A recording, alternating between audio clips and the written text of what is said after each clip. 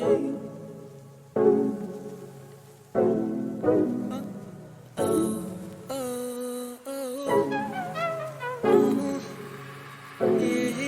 do you even know who you are? I am black, biggity black, American, yes, but bigger than that. Spitting opinions, rooted in facts. Hope you aware the culture is bigger than plats. Used to be a summit, now we got a podcast. Give you something. It's Rielle Jones. I am the founder and creator of Black America Summit, which is hosting this solidarity event, Anti-Anti. And today we have our first panel for the day, which is reproductive justice in medicine. We're going to be focusing more on the reproductive justice part, I feel like. But you know, I'm gonna let you all guide me since I am not at all an expert on this topic. So I'm really excited to learn a lot with you all. Give me just one more second. Sorry.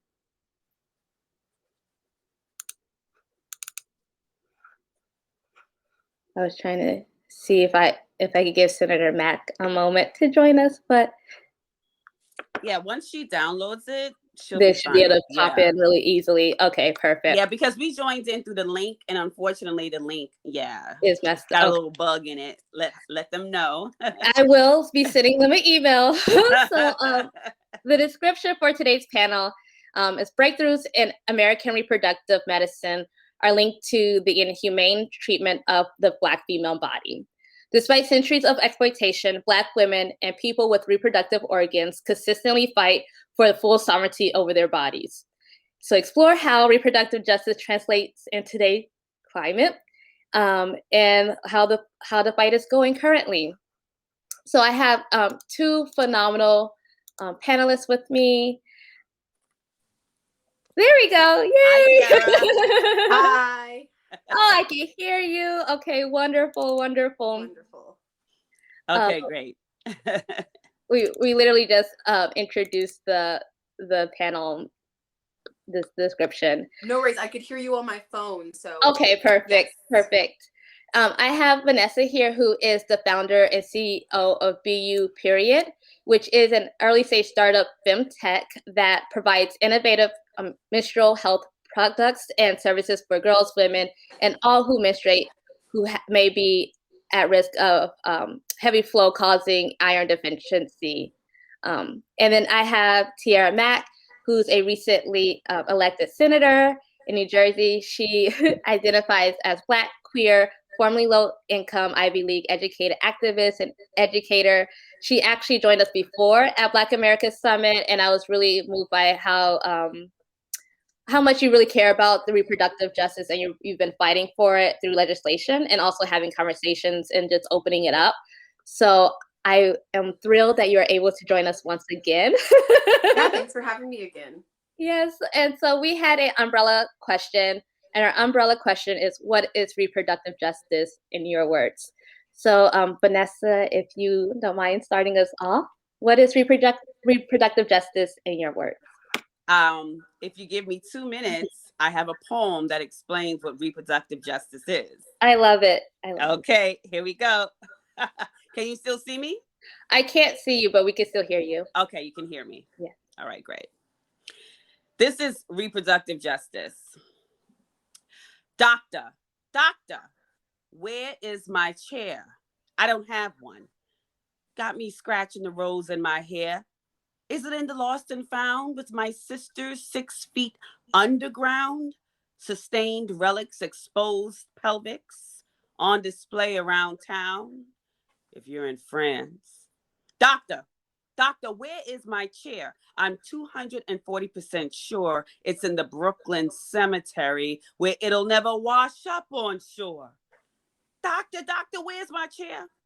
Are you sure your practices are fair? Because the last time I checked the internet, Henrietta Lacks never got her check. Doctor, where's my chair? You down with OPP? Because that's my property. I'm down with CBD, which shows you don't know me. My floater said, let's move. She didn't mean my chair. She pushed us to share the truth about our bodies and how they work and how they don't work. And you are not working. I need my chair. Cut. For what? For what? For what? Are we in space? If not, why do I got all these alien lights all up in my face? Modern gynecology started with me. The human race started with me. Yet my body isn't free. It needs its chair. Its skin is black. Its arms are long. Its hair is woolly. Its back is strong. No need to go against gravity with my legs all in the air. All I need is Aunt Sarah and my chair.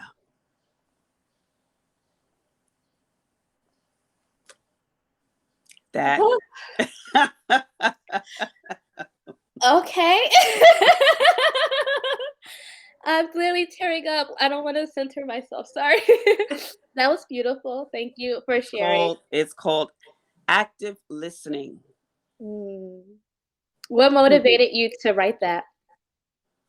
The maternal death rates amongst Black women in the United States is more than the maternal death rates on a global level in developing and in underdeveloped countries.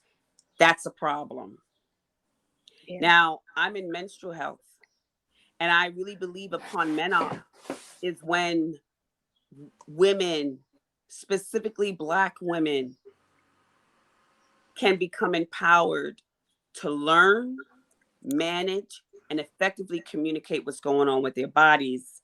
So by the time they become of childbearing ages, when they're being diagnosed, where they're being told we're going to take your uterus, when they're given reproductive surgeries over and over, when they're being told we're going to cut your baby out, instead of the baby saying, no, this is when I'm going to come out, right? By the time they get to those ages, it's a two-way conversation. It is no longer a one-way conversation, Doc. I respect you. You went to school, but you're going to respect me because you didn't learn about me in school. Yeah. That's my piece. It's very beautiful. I'm sorry, it personally resonates with me. I didn't expect to be tearing up, and we just started. Okay, sis, that's what it's supposed to do. It personally resonates with me because I have family members who in their early 30s were forced to have hysterectomies and promising that it will fix other health conditions that they had, and it didn't fix it. And now they're in worse shape than they were before, and they can never have another child on their own if they wanted to. And so I know firsthand how a lot of people in the medical field will err on the side of caution or give you all like the worst case scenario surgeries or whatnot without really taking you through your journey and listening to you. And I think personally, I didn't expect it. I think personally your poem hit me because I understand what it is like to be in those rooms or have people in those rooms and they're not being heard and they're just being kind of looked at as a statistic, or this could happen to you, so we just do that, just listen to me. And it's like you said, it's not that two-way conversation. So I thoroughly appreciate you reciting your poem with us and like creating that space to acknowledge it. Senator Mack, Tiara, what is reproductive justice to you? Yes, reproductive justice for me is the idea that every single aspect of our lives, especially for women of color, is our own choosing. That is whether or not you decide to have children, if you decide to have children. It's the comfort of knowing that your Black sons and daughters will grow up in a world where they won't be shot down by police. It is the joy and comfort of knowing that your Black son, your Black daughter, your Black child will grow up in a world that sees them as equal. It is the idea that no matter where they decide to go to school, no matter what zip code you live in, how much money you make, they have access to clean air, drinkable water. They have access to recreation. They have access to other adults in communities that care for them and see them. It is the idea that we should be that we should be caring for people, not just as they come out, but as they come into the world and as they navigate the world. It's the idea that no matter what, a Black woman should not die at 3 times more than a white woman in childbirth. It's the idea that Black and brown communities should be able to afford access to reproductive services, including abortion, if they so choose. It's the idea that medicine does not have to be centered upon doctors, and birth does not have to be centered around doctors, but can be with doulas and perimedical professionals, because that's how our babies and our bodies have been brought into this world for generations before. And so I think it's really thinking about the whole life, and it's the economic sides. It's, do the parents have enough money to provide food, water, shelter, and the basic necessities? Is there a community that is sustainable and well-resourced for these families to grow up in? Is there a community of adults and people to look after this person, whether it's in school or music program or sports team, to build that village around young people? Is there a community where where young people will eventually grow up and see their parents respected, but also see a pathway for them to have a career further in life? So for me, those are all of the things about reproductive justice. So it's not just cycles and periods. It encompasses a lot more. One of the things I've been hearing a lot about within the Black female spaces that I'm in is a desire to have more ownership of our bodies. And I am trying to understand, what does that mean? What does perhaps that look like to have more ownership, especially as someone who's coming from a place where it's kind of like you said before, people tell us this is what you have, this is what you're doing, or whatever, and there's not as much conversation. So what do you all feel like ownership of your body means or looks like in the real world? Yeah, well, I started off learning about ownership and autonomy over my own body by teaching comprehensive queer inclusive sex ed to high school students. I did not grow up having affirming queer-centered pleasure-based sexual health education, and so being able to give that to young people and show them that they have agency over their bodies and over the way that they talk about their bodies and the way that they choose to identify around their sexuality and their orientation and their gender expression is, I think, one way. And another way that we can give folks more access to their body is things like decriminalizing sex work, making sure that we're not criminalizing a whole profession of people who are consenting adults engaging in consensual activities with others, and producing labor for our communities. Sex work is work. It is also making sure that we are funding things like doulas through Medicaid programs, so that every single person, no matter how much money they have, are able to get quality perinatal and postnatal services from culturally competent and culturally specific people in their communities. I love that. I don't know if you have anything to add to that, Vanessa. Yes, absolutely. I completely 100,000 billion% agree. Education, I specified that others should be actively listening, but it starts with you. For you to take complete ownership of your body, you must actively listen to your body.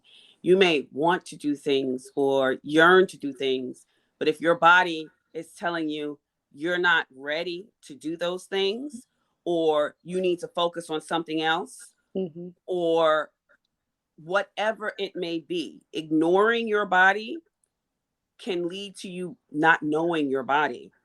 And if you don't know your body, you're not able to have the information you need to make those informed decisions, to have the agency over your body.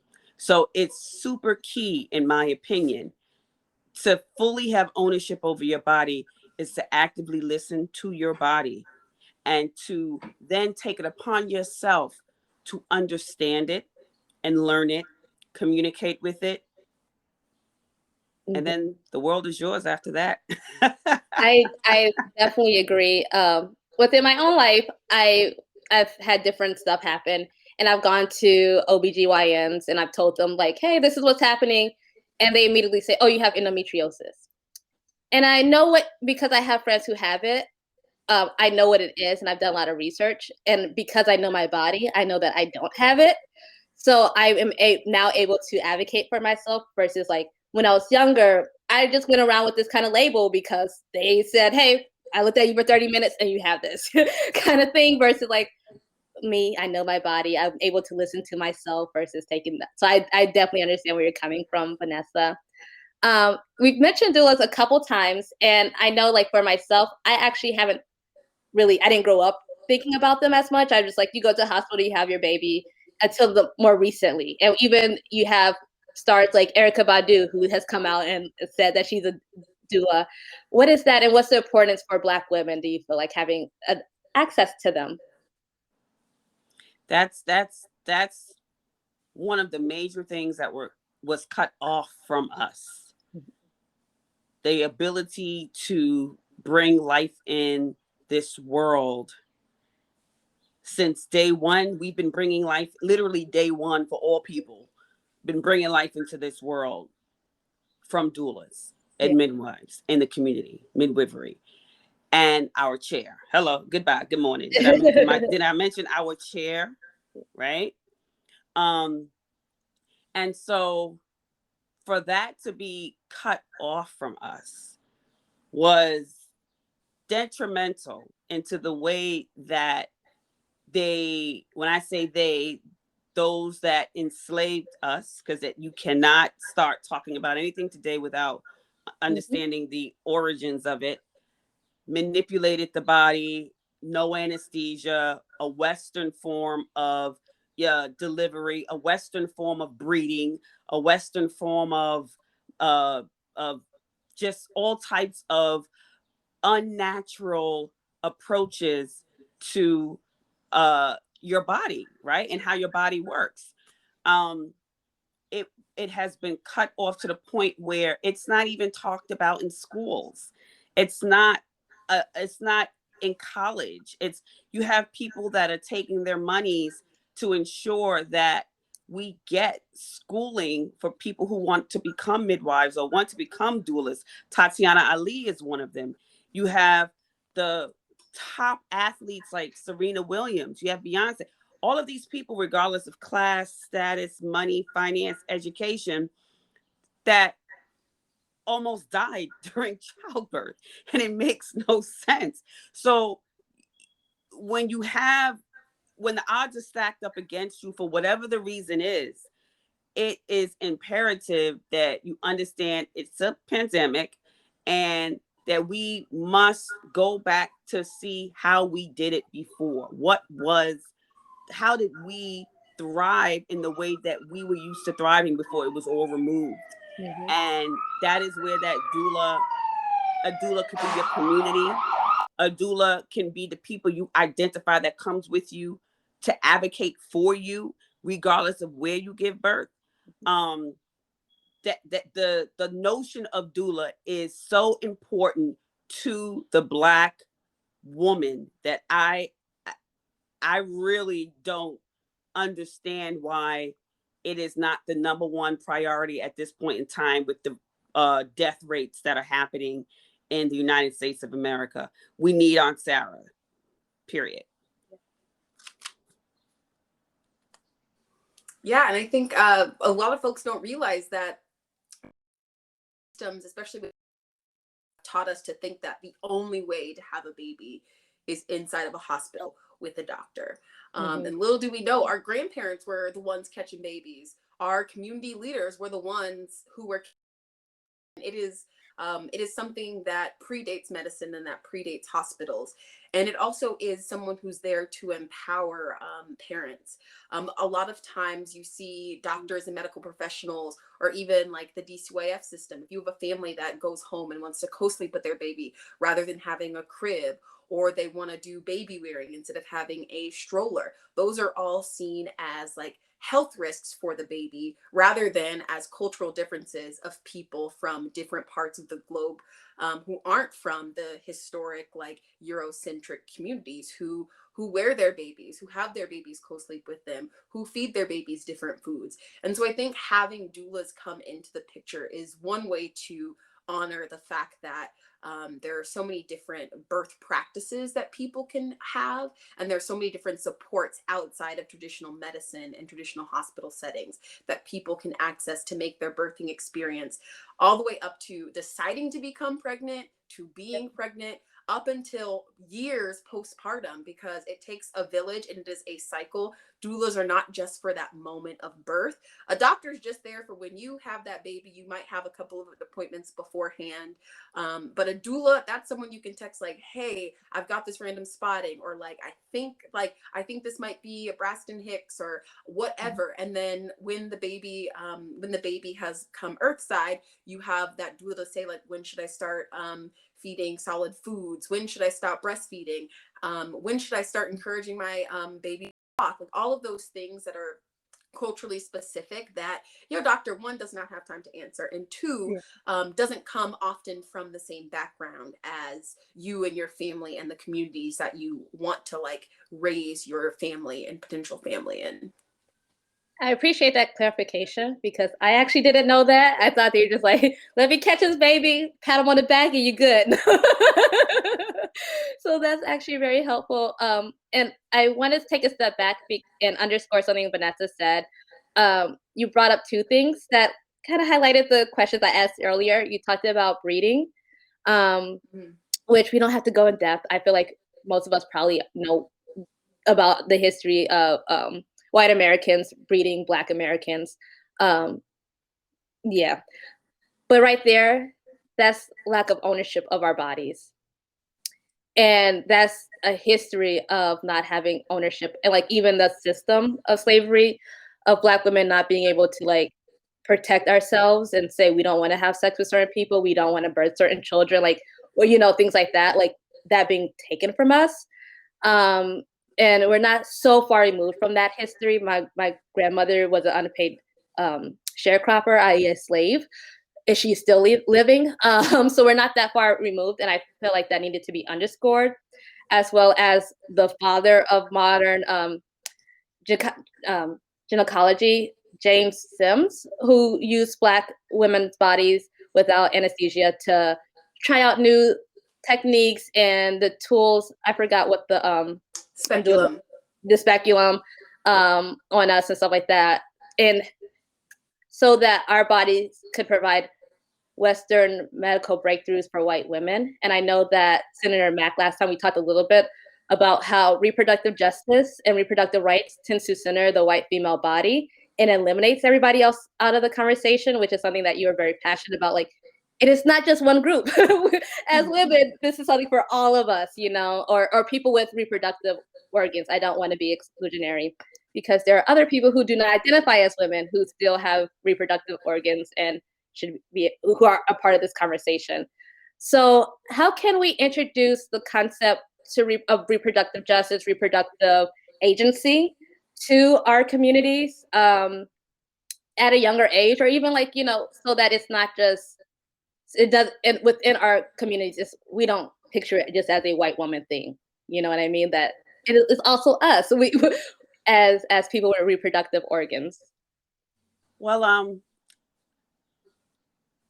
myself, along with multitude other Black women, we are giving the option of hysterectomy before anything. It could be a pain in our side, and far too often, okay, we're going to hysterectomy or some sort of surgery or some sort of cut, some sort of invasion into the body, when we are so used to either two things historically: whatever the doctor says, you're going to go to school, be a doctor, you be a doctor, you know, doctors, or I don't trust those doctors.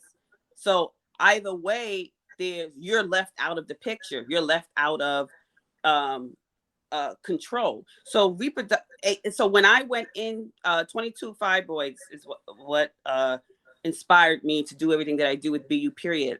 When the fibroids were ready to come out, they started to hemorrhage, and I knew that they were hemorrhaging because I starved them. It was by design. And I went to the emergency room just so that they can check on my vitals. That's all I needed, was for them to check on my vitals. And I was told immediately, within 5 minutes of me entering the room, if you don't stop bleeding, we will perform a hysterectomy. And I told them, no, thank you. And they said, yes, we will. Don't you want to stop bleeding? So there was lack of respect, lack of listening, lack of just communication. And so that right there, when you talk about reproductive agency and how to get started with reproductive justice, I will state again, it starts with you.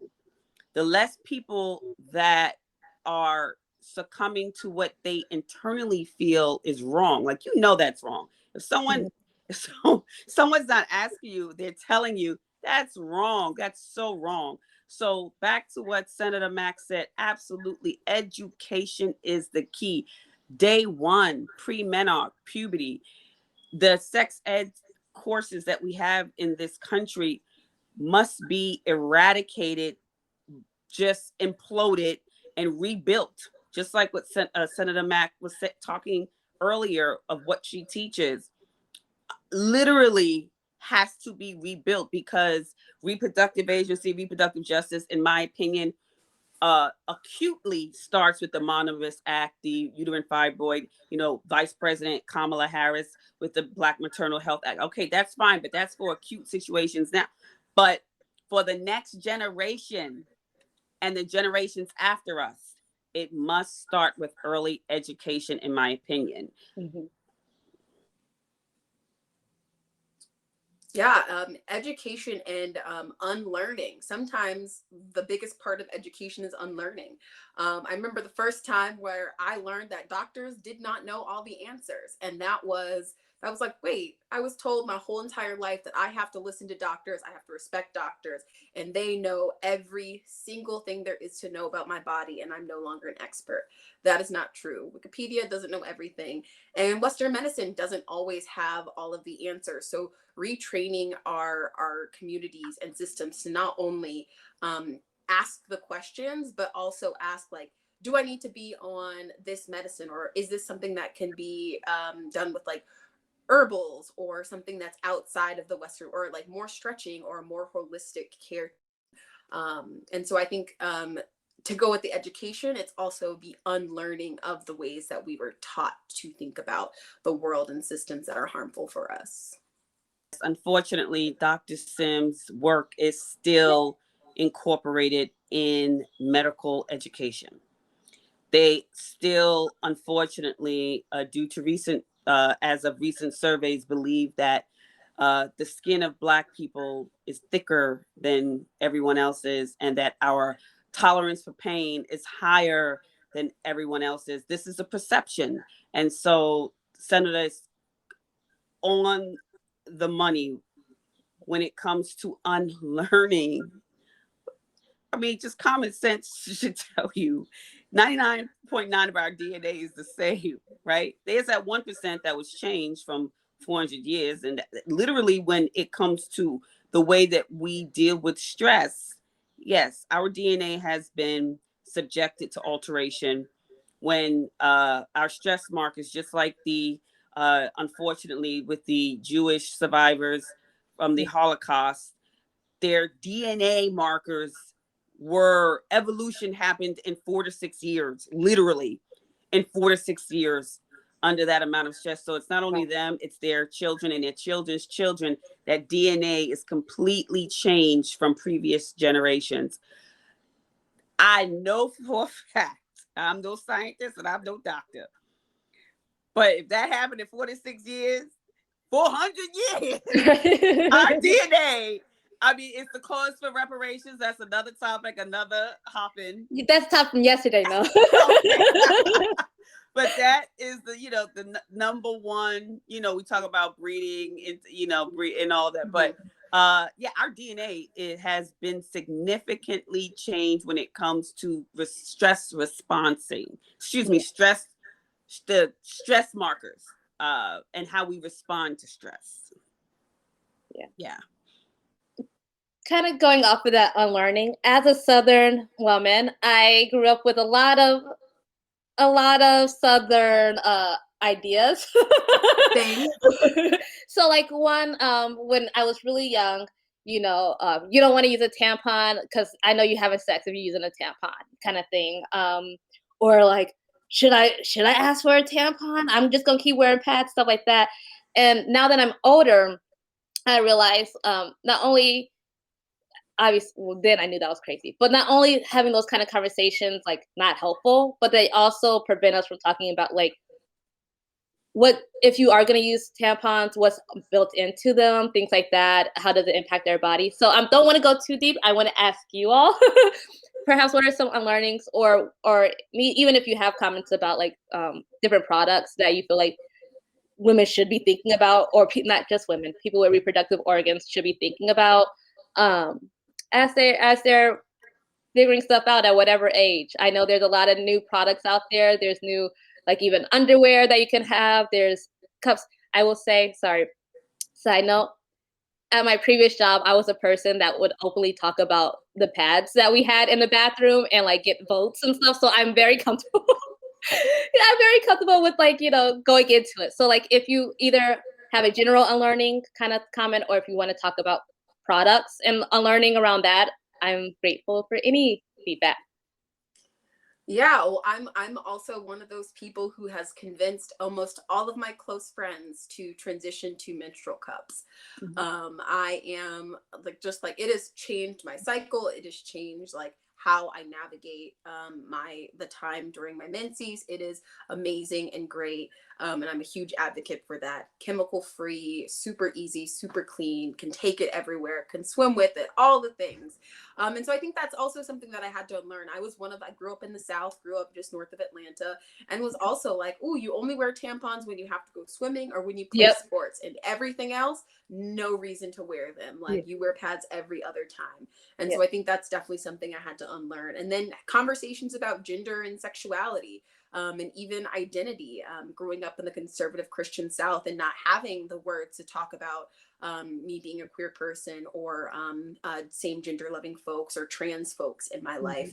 And now being able to have conversations that are inclusive of my trans older brother who still has reproductive capabilities, and also being able to use the correct pronouns and identities, and learning along the way that it's not just a binary, it is a whole spectrum of identities for gender. Shame, stigma, and taboo. If those words are not destroyed, we will have these conversations forever. It starts, once again, I am the number one advocate with it starts with oneself. Learning your body, understanding that the vagina canal is self-cleansing, right? Understanding that everyone has it's 7.2 billion different fingerprints on this planet, and half of them have vaginas. And so we talk about a whole lot of different bacteria, a whole lot of different smells, a whole lot of different periods or not, right? And understanding the diverse universe of the vagina on this planet. There is not one size fits all, period. That's number one. And then when it comes to products, just as conscious as you are about what you put in your body, hopefully you're being taught from a younger age. Again, everything really should be at a younger age. What are these ingredients? Is there antibiotics? Are there hormones? What's being pumped into the foods that we're eating? I don't care if you're vegan. Was that apple grown next to a farm that sprays pesticides? Like, it really does not matter how you identify with food. If we don't truly know the ingredients that are in the food, that's just as bad as us putting ingredients in our vaginas or any other parts of our body that we don't know the ingredients. The sad part, the scary and sad part is, until FDA mandates for full transparency of what are in these products, you really don't have a choice. You have to seriously do your own research, do your own homework. And it takes 5 seconds. You pick up the product, look on the back. If there's no ingredients, put it back. If you pick up the product and look on the back and you can't pronounce it and there's 1,000 ingredients, put it back. Mm-hmm. But if you pick up the product and you can see it, you can understand it, and it's natural as it can be, Yeah. then maybe. So it starts from you literally not body shaming yourself or anybody. Forget you body shaming other people. The only way you could body shame other people is by you body shaming yourself, right? So fully accepting yourself and who you are, then taking the time to understand who you are, then understanding that, all right, everybody else is unique and different. They're going to go through different things. I heavily focus on people who are heavy menstruators. It doesn't matter how you identify. It is straight up life or death at this point. When you talk about endometriosis, we have some trans people that are incorporating hormones into their body underground or in some dark market someplace, and endometriosis is growing in their male. Say their bodies may be male, but they may identify as female. And this is a uterine lining disease that's growing in areas of their bodies because no one is taking their plight seriously. No one is really understanding the health measures, the health education that is imperative before anything else. Is really truly understanding your body, who you are, and how you work, and making sure that that temple is taken care of before you make any other types of decisions in your life. Because unfortunately, no one else, if there's so much money to be made, everybody wants to make money off of your decisions. That's why your decisions must be informed. So stigma, shame, and taboo starts with you. And then you can move forward by being responsible and held accountable. Hold yourself accountable to the things that you put in your body. I actually went to one of your events, and I believe it was like cannabis and your period or something like that. And I know cannabis, the new period bliss. Yeah. And I think Whoopi Goldberg just has a line around feminine products. She used to. It was called Whoopi and Maya, and it was THC and CBD infused bath bombs and body rubs specifically for cramps, as the uterus is the biggest receptor for cannabis, for specific cannabis families. There's about 100 cousins, to help block pain during your menstrual cycle. Next to the brain, the uterus has the most receptors for it. But we are still so early that you must understand not only your body, your pain may be from endometriosis, it may be from cancer, it may be from fibroids. You must first understand what's going on with the body. Then you must research the various cannabis cousins that have the actual key to lock into the uterine wall receptors. All right. Then you can really make an informed decision. So honestly, sis, this is really about the onus being on us. Because unfortunately, on a capitalist side, they really didn't fill in the gaps that they've been leapfrogging to get to the money. And all of these gaps have been left behind for people that are drinking the Kool-Aid or really believe the hype about the latest and the greatest. Doesn't mean that it doesn't work and it's not legit. It just means that you need to fully understand what you're delving into, especially since nobody else has done it for you. Yeah. You actually made me think, when I was a senior at Wellesley, I took this class called Chemistry of Drugs. I didn't like science, so I was like, I'll take this class. It seemed like it would be useful. And I did my project on pregnancy and cannabis, and like doing a deep study. It's because I didn't know anything about it. I grew up again in the South, and like smoking is bad and bad people smoke and whatever. And then I started doing deeper research, and I found that from all the studies that were not done by pharmaceutical companies, because all their studies said is creates child defects and stuff like that. All the studies that were not ran by the people who make money from us buying their products actually said that it does not harm the children. It actually eases pain. There are some women who have extreme morning sickness, and so for them, they're able to gain weight because some of them lose weight during their pregnancy, which is not good.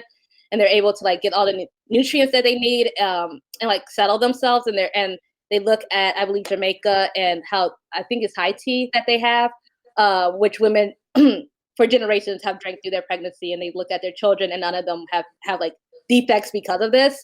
So I definitely understand. And they talked about your uterus having cannabinoids, which is like receptors for cannabis and stuff. So like when you're talking about that, that's the one thing I remember from that class. I remember nothing else but cannabinoids, and that actually studies not done by pharmaceutical companies say that it has had positive effects for women. So when we talk about this now, you mentioned Jamaica, right? Mm-hmm. That's Black, that's people of color, right? Yep. Then you mentioned cannabis, where the majority of our boys are in prison with cannabis related misdemeanors or crimes, whatever it is, offenses, right? Yeah. So on each side, this dichotomy is insane. The one thing that can be used to heal, empower, and economically benefit, we don't have any agency. Yeah, cannabis justice is reproductive justice. Thinking about all of the sons, the fathers, the uncles, the mothers that are either in prison or have records, didn't have access to jobs and resources, and now have a generation under them struggling. And then now we see, as legalization is popping up in more and more states, Rhode Island has a bill to legalize marijuana this year as well. We see that the people who have access to the money that comes in from cannabis are all people who are not the same people who are directly impacted from the war on drugs for the last 3 decades.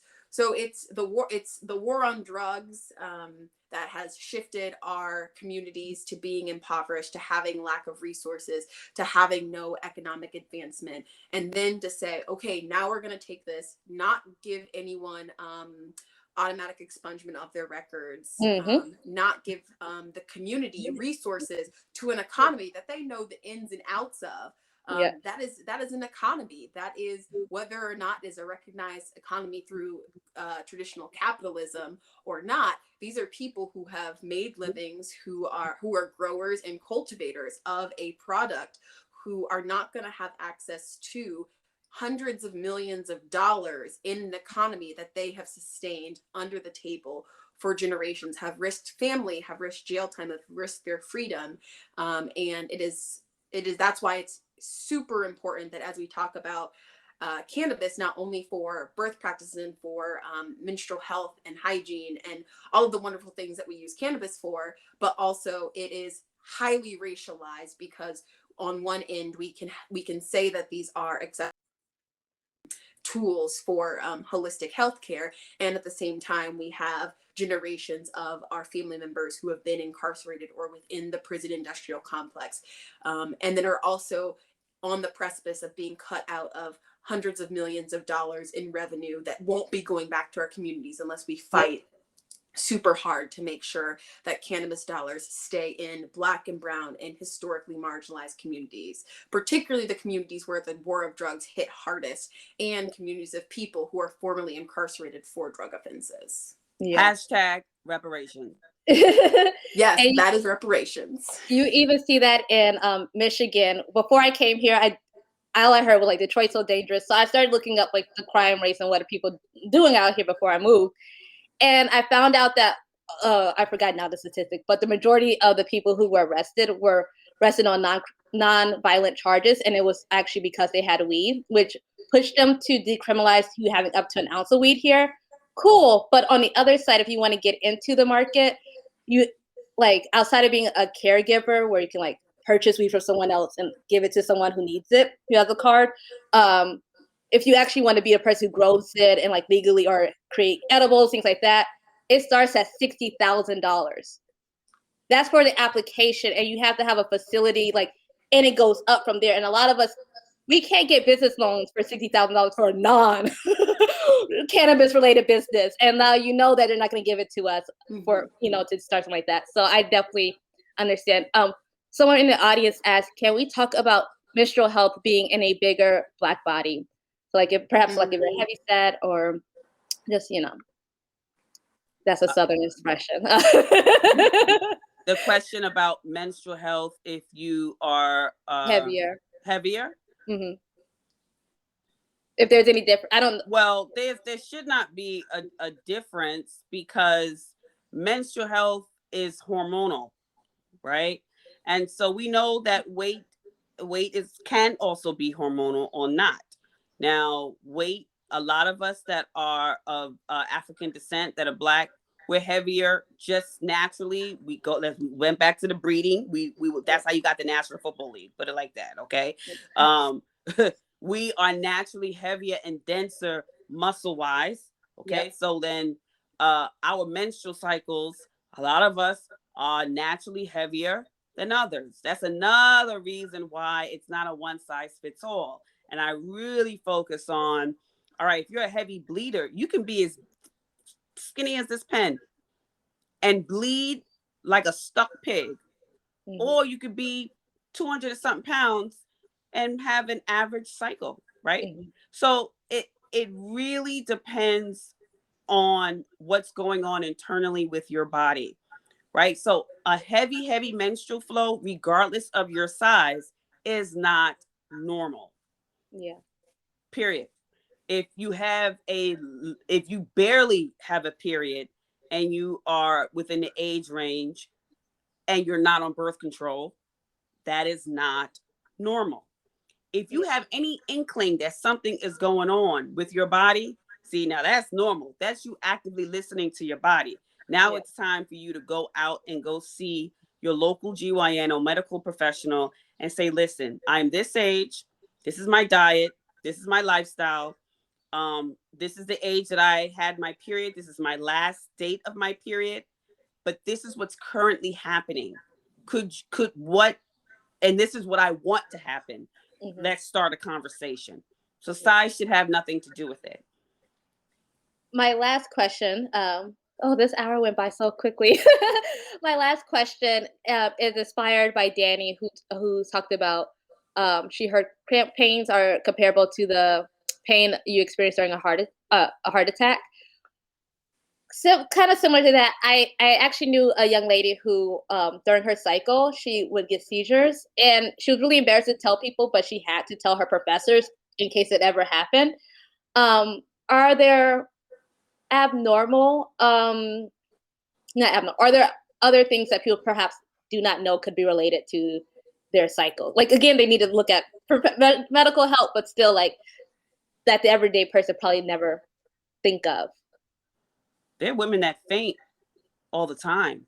Anemia is the number one issue when it comes to those of us that we may think we have an average cycle. The doctor will say, well, how much you bleed? We'll go maybe this much, and it's really this much. Yeah. Or he'll say this much, and it's really this much. But you may have a polyp, or you may have ovarian cancer. Like, it goes so much. There's so much to it that you really should have a full blood work analysis done that has nothing to do with your period, so that you can eliminate everything else that's going on, right? Then focus on your hormonal system and seeing, what your hormonal ranges are. Then you can get down to the nitty gritty of things when it comes to an MRI, ultrasound, transvaginal, so that they can actually see what may be in it. What's happening currently is the reverse in this country. They're going straight to your reproductive organs, scanning it. Oh, look how many fibroids you got. Oh, you got this and this. Come on, we got to cut them out. Yeah. Without any look, maybe you have maybe you're an overactive thyroid. Yeah. Maybe something else is going on with your blood. Maybe you're anemic. Maybe there's so many different things that are possibilities.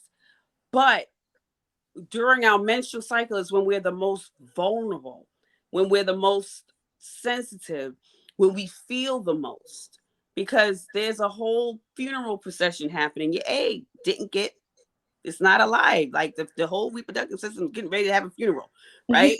So literally, that's literally what's happening. And the procession is about to happen. And so you really should be resting and reflecting and honoring this procession that's happening, because that's its only job. Yeah. Yeah. Right. But I implore everybody who is on this webinar right now, do your homework first. Who are you? Call your grandma, your sister, your auntie, your mama. You said your grandmother is still alive. Hey, what was it like for you? 9 times out of 10, they may be hush about it, but let them know how serious you want to now start to take your body. And hopefully you can get some information from your family. If you can't, then your community, right? But at least you can start. Maybe it starts with you. Maybe you start the blockchain with yourself. Yeah. Can I add to that? Yourself. Also ask your friends about your personalities. I was able to help someone identify they have PMDD based off when they get irritable, like, and all that kind of stuff, and the timing. We're like, actually, or getting really sad, like, this actually aligns with your period, and I've noticed it over a while, you know. And so, like, your friends can actually give you a lot of feedback because you're living yourself. You don't always know how you come off or changes that your friends recognize. I know that we're right at time. Is there a way that people can follow you all if they're really interested to continue the conversation or see what you're chatting about? Yes, I'm typing it in here now. Siverls on IG, and BUPeriod at IG.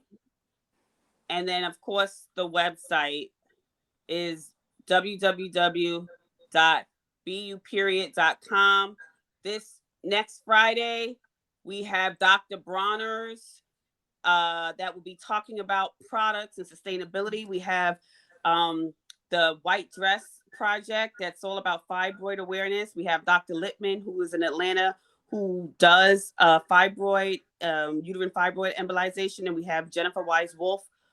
Jennifer Wise-Wolf wrote Periods Gone Public on how to get to menstrual health equity for all. Please register. Yes, register. Use code BU partner for a discount. Awesome. Thank you.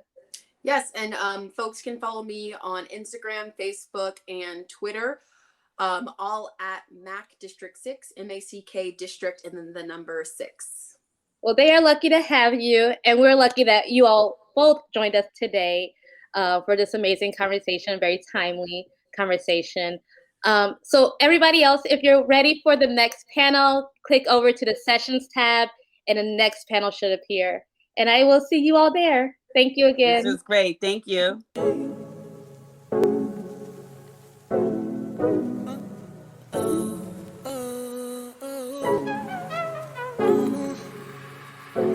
Like, do you even know who you are?